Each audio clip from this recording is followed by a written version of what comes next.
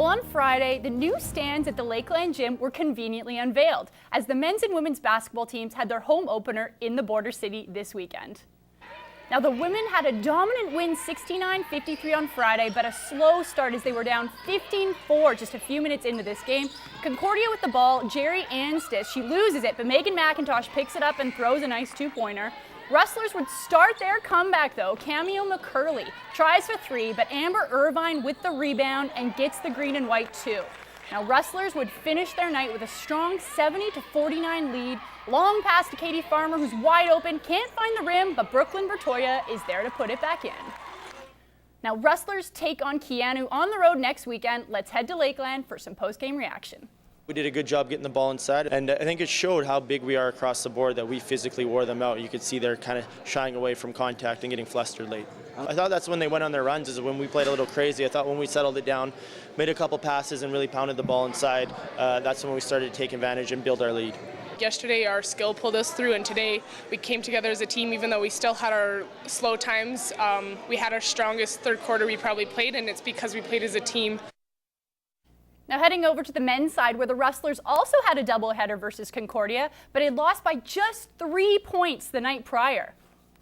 In the fourth quarter, Rustlers were down 66-51. Now Josh Manpanti makes a nice drive in the key and pulls the foul, misses the free though, but Jacob Hallbo with a great rebound. Now McIntosh goes for the three-pointer. Nice, he sinks it. Rustlers inching closer. Now Artej Sharer, who scored 20 on Friday, passes it to Ryan Coleman. Stephen Joe's not able to get the rebound as Coleman looks like he's playing jump rope and eventually gets fouled.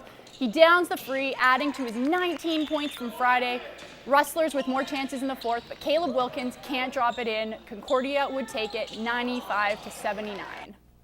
Now Friday, both teams shot 81%, but Concordia took 16 more foul shots than the Rustlers in the three-point loss. You'd expect the next game to be a similar matchup, but as Coach Grote explains, it was a mental game on Saturday. I think it's between the years. I think the guys just, they knew what they had to do, and the defense assignments weren't there. I mean, Concordia scored 95 points and probably 50-plus points in the second half. So it was defensive readiness, and a lot of that is just, remembering what we've done in practice, and it was just a mental lapse. I think that's all I can call it. Now, it was a close matchup in the AJHL last night when the Lloydminster Bobcats faced the Sherwood Park Crusaders.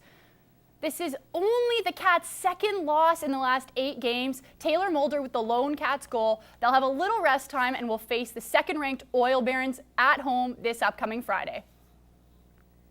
Now, the PWM Steelers haven't had the start to the season they were hoping for. After dropping 3 of their first 9, they wanted to rebound with a win at home today, facing the Edmonton Thunder. But the squad lacked energy and wasn't able to match the strong offense that Edmonton produced in the blue line and fell short to the Thunder 9-2. Right now is a few more contributions in terms of goals. Basically, it's a score by committee, and we're having trouble filling the net. We need to capitalize on our chances more. Like, we get the chances, but we just can't bury them in the net. That we had some glaring mistakes, just big turnovers that were costly, and it seemed like everything they had put in the net and every chance we had seemed to hit a stick, a leg, a post. One of those games. Steelers are away next weekend and face the Rocky Mountain Raiders. When you think of sports in Lloydminster, you typically think of hockey, high school football, and the Rustlers. But just 15 minutes out of town is the Lloydminster Rowing Club. And today, they held an open house to mark the last weekend of the rowing season.